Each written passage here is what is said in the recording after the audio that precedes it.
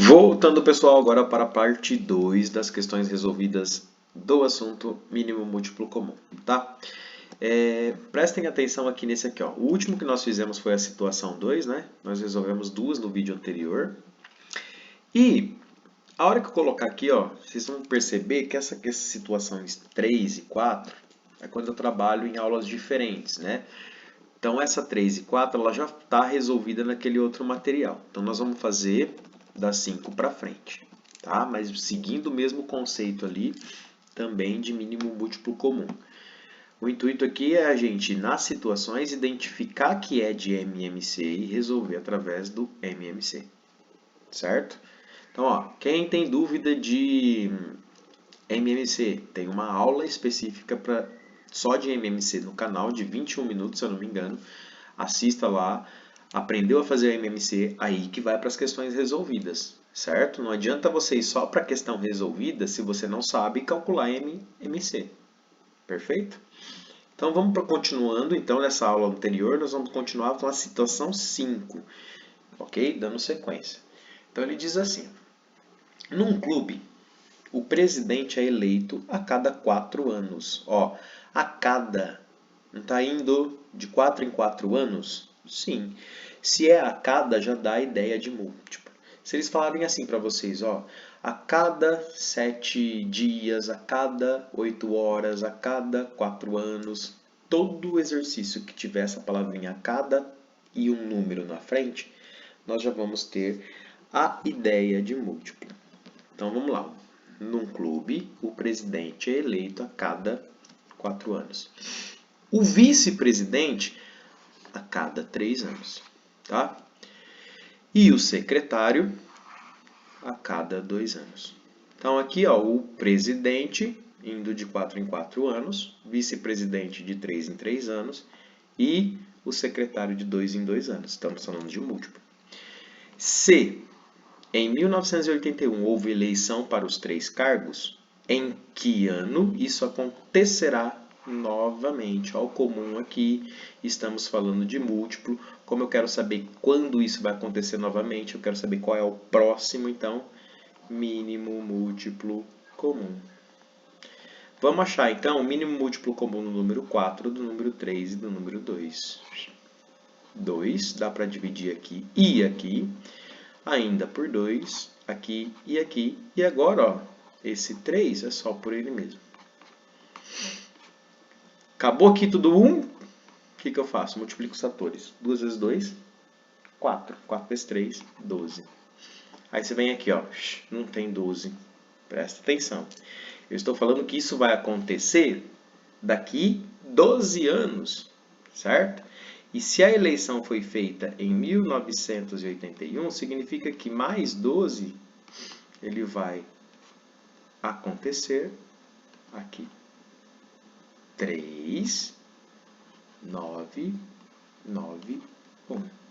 1993 isso acontecerá novamente. Ou aconteceu, né? Muito bem, vamos para a próxima situação, situação 6. Alguns cometas passam pela Terra periodicamente. Quando ela fala periodicamente, significa que é em um período, beleza? O cometa A visita a Terra de 12 em 12 anos. E o B de 32 em 32 anos. Em 1910, os dois cometas passaram por aqui. Em que ano os dois cometas passarão? Tá errado aqui. Juntos pelo planeta novamente? Já identificou que é de MMC, né? Tá vendo como que assistir as aulas aqui, ó? É ótimo. Você tem que praticar para identificar que isso é uma questão de MMC, tá? Gente, matemática não tem outro jeito, você não vai aprender se você não praticar, né? Não é que nem uma aula que a gente vai só lendo, só decorando, né? Não adianta. Se você não praticar, você não consegue entender matemática. E você viu já que de cara ele é de MMC, por quê? Porque a gente está falando de 12 em 12 e o outro de 32 em 32. Em um certo período, eles passaram e ele quer saber qual é o próximo ano que isso vai acontecer. novamente, né? Então é o MMC. Já vamos fazer a fatoração deles. Os dois são pares, então é divisível por 2. Esse aqui vai dar 6 e esse aqui vai dar 16. Ainda são pares, esse vai dar 3 e aqui vai dar 8. Eu vou continuar dividindo por 2 porque esse é divisível, esse não copia.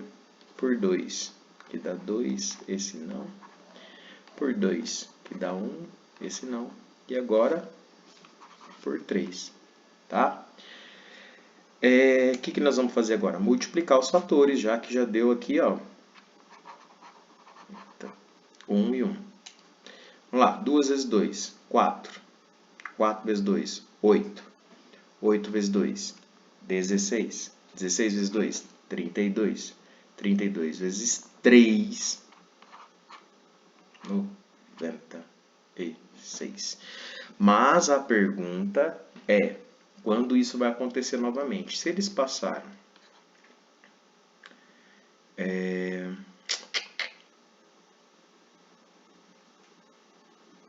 1910, é só a gente somar 96.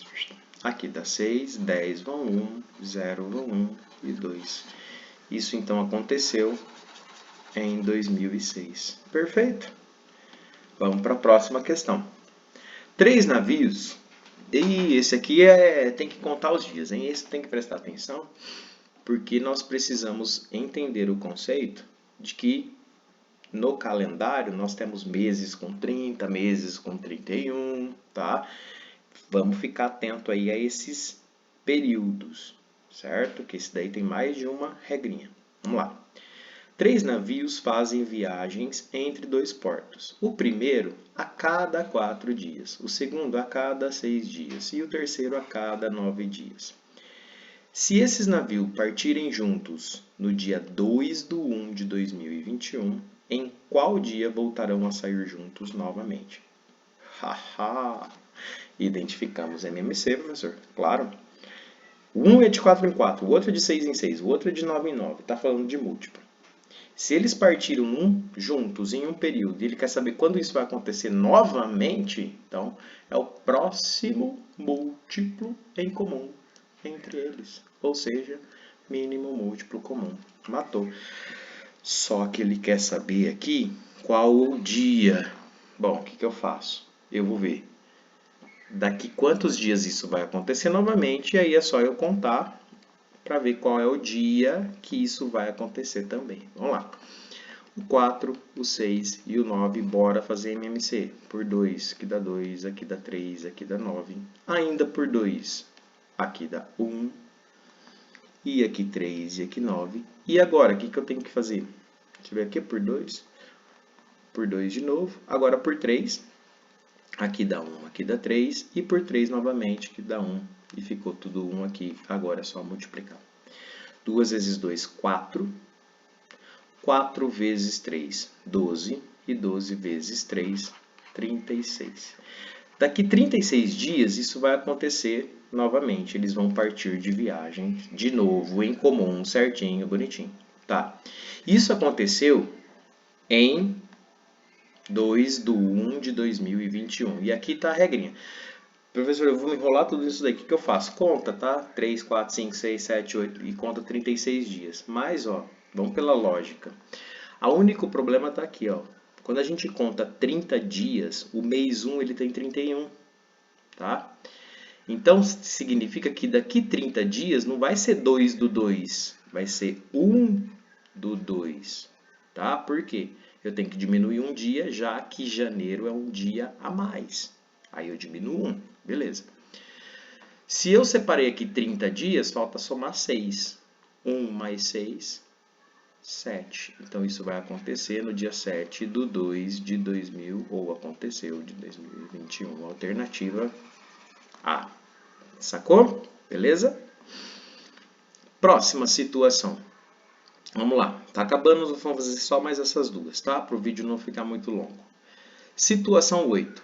Um comerciante possui uma caixa com várias canetas e irá colocá-las em pacotinhos.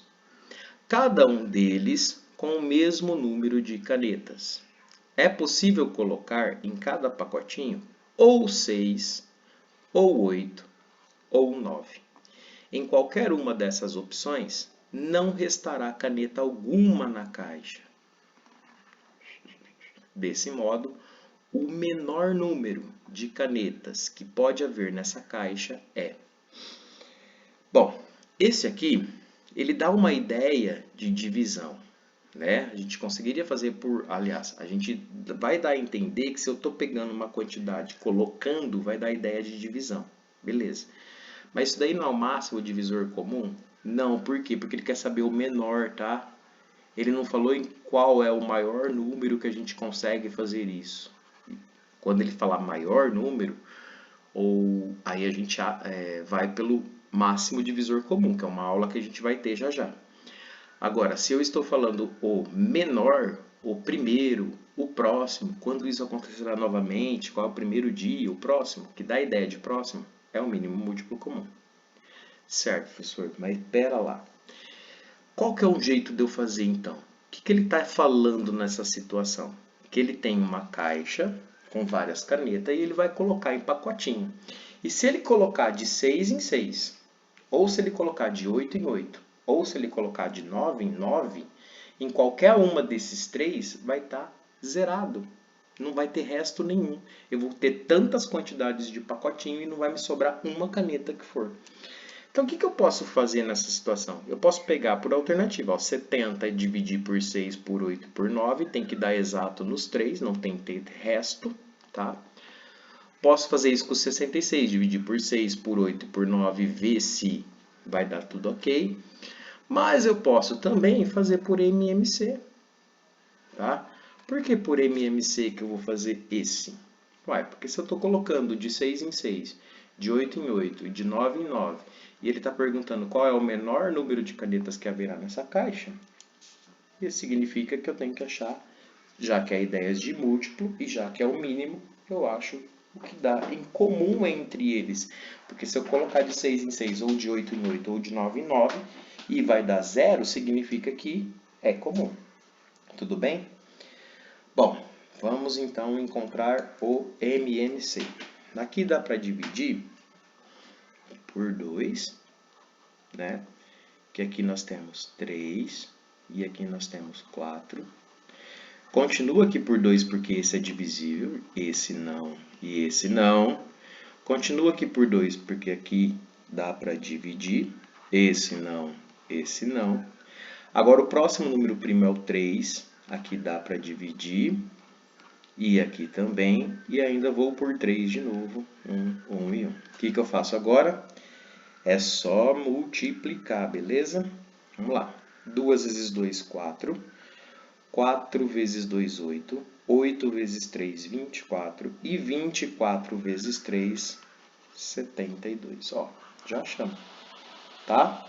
Se você quiser testar, pega o 72, divide por 6, divide por 8 e divide por 9. Você vai ver que todas essas situações vai dar resto zero, tá?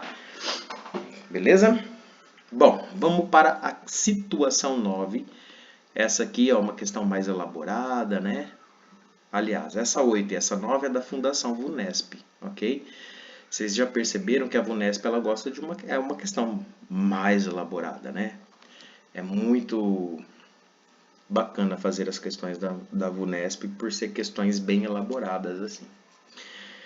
Vamos ler a situação 9 e eu quero que vocês peguem aí algumas informações que vocês precisam ter esse feeling aí da interpretação, precisa dominar, certo? Porque quando a gente fala em matemática, né, todo mundo pensa que matemática, eu não sei fazer conta, né? Não é, gente. O problema da matemática, quando cai em concurso público, é que vocês não conseguem, ou a maioria tem dificuldade na interpretação do problema, tá?